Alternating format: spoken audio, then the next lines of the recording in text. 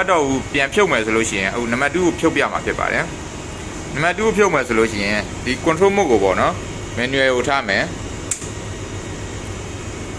manual ထားပြီးလို့ရှိရင်ဒါ ACB ကို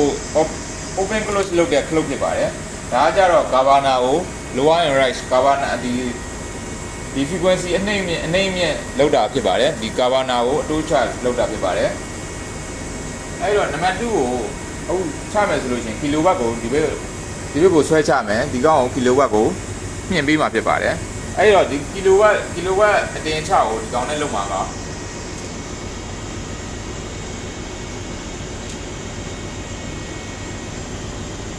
ဒီကောင်ကိုတင်မယ်ဒီကောင်ကို short မယ်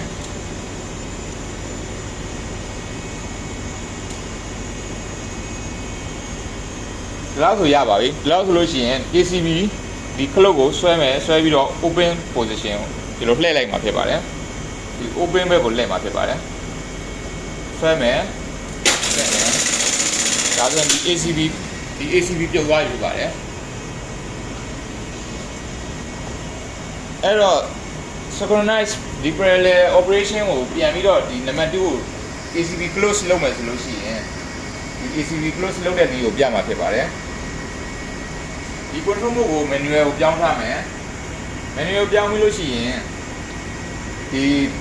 synchronize panel ဒီ synchronize motor ကိုဖွင့်မှာဖြစ်ပါတယ်နံပါတ်2ထားခြင်းလဲဆိုရင်နံပါတ်2ကိုထားမယ်နံပါတ်3ကို synchronize ဒီ parallel